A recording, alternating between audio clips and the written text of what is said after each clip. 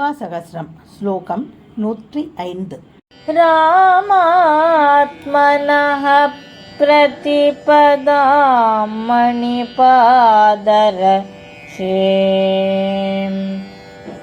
விஸ்வம்பரஸ்ய வஹனேன பரீக்ஷிதாம் த்வாம் விஸ்வஸ்ய தேவி வஹத்னே விநிவேஷ்யயிஷ்யன்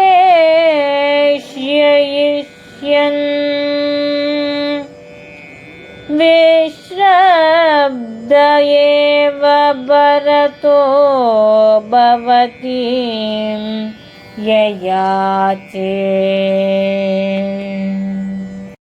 श्रीमान् वेंकटनाथार्य कवितार्किक केसरी वेदांताचार्यवर्यो मे सन्निधत्तां सदाकृति. श्री पादुका सहस्रम श्लोकम 105. रामात्मनः प्रतिपदं मणिपादरक्षे विश्वम्भरस्य वहनेन परीक्षितं त्वां विश्वस्य देवि वहने विनिवेशयिष्यन् विस्रब्ध एव भरतः भवतीं ययाचे.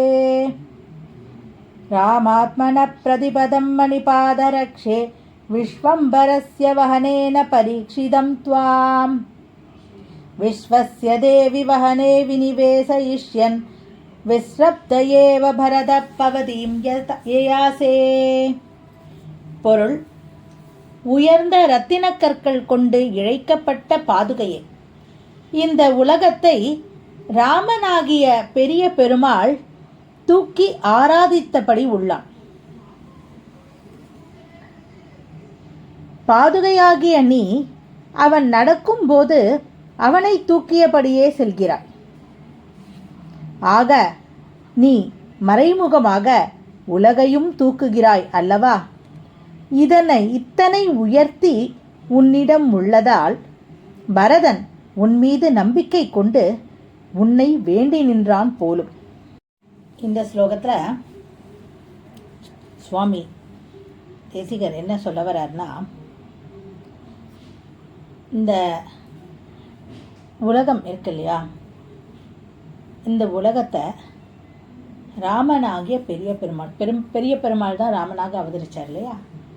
அந்த ராமனாகிய பெரிய பெருமாள் அவரை என்ன பண்ணுறது, இந்த உலகத்தை தாங்கின்னு இருக்கார். அந்த மாதிரி உலகத்தை அவர் தாங்கின்னு இருக்கும் பொழுது பாதுகாதேவி என்ன பண்ணுறா, அந்த ராமனோட திருவடியை தாங்கி கொண்டிருக்கிறாள்.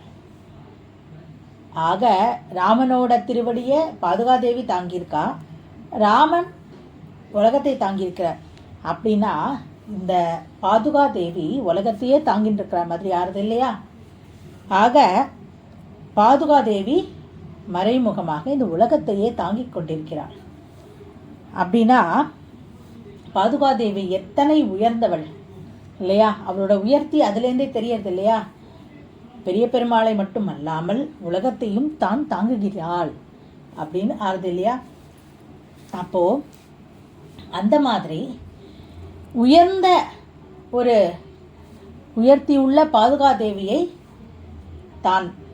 பாதுகாதேவி தனக்கு கிடைத்ததால் மிகவும் ரொம்ப நம்பிக்கையோட தான் அயோத்தியை அரசாள முடியும் அப்படின்னு சொல்லிட்டு அந்த பாதுகாதேவி ரொம்ப நம்பிக்கையாக கொண்டு வந்து பாதுகாதேவிக்கு பட்டாபிஷேகம் செய்து நம்பிக்கையாக ஆண்டாள் அப்படின்னு சுவாமி தேசிகர் சாதிக்கிறார். அது எப்படி அந்த பாதுகாதேவி மேலே நம்பிக்கை வந்தது அப்படின்னா, உலகத்தை தாங்குகிற பெரிய பெருமாளை திருவடியை பாதுகாதேவி தாங்கிக் கொண்டிருக்கிறாள். அதனால் உலகத்தையே பாதுகாதேவி தாங்கிக் கொண்டிருப்பதனால் அவளிடம் அந்த அத்தை உயர்த்தி உள்ளது. அயோத்தியை ஆளும் அளவிற்கு அவள் மிகுந்த உயர்த்தி உள்ளவள், மிகுந்த மேன்மை உள்ளவள் அப்படின்னு சொல்லிட்டு சொல்கிறார். இதுக்கு இன்னொரு வியாக்கியானம் என்ன சொல்கிறான்னா, ஒரு ஆச்சாரிய ஸ்தானத்தில் இருக்கிறவா எல்லாத்தையும் நிர்வகிக்கிற அளவுக்கு அவளுக்கு திறமை இருக்கும். ஆக அந்த எல்லாவற்றையும் நம்பிக்கையாக செய்யும் சிஷ்யர்கள் யார் என்று அவர்களுக்கு நன்றாக தெரியும். ஆக அவர்கள் நன்றாக ஆராய்ந்து அவர்களை தேர்ந்தெடுப்பார்கள். அதே போலத்தான் பரதனும் நன்றாக ஆராய்ந்து உலகத்தையே தாங்கிக் கொண்டிருக்கும் பெரிய பெருமாளை பெரிய பெருமாளின் திருவடிகளை பாதுகாதேவி தாங்கிக் கொண்டிருப்பதால் அவள் மிகுந்த திறமை கொண்டவள், மிகுந்த உயர்த்தி கொண்டவள், மிகுந்த எல்லாவற்றையும் செய்யக்கூடிய திறமை வாய்ந்தவள் என்று மிகுந்த நம்பிக்கையுடன் பாதுகாதேவியை கொண்டு வந்து அயோத்தியை ஆட்சி செய்வதற்காக அமர்த்தினான் அப்படின்னு சுவாமி தேசிகர் சாதிக்கிறார். அடுத்த ஸ்லோகத்தை நாளைக்கு பார்க்கலாம்.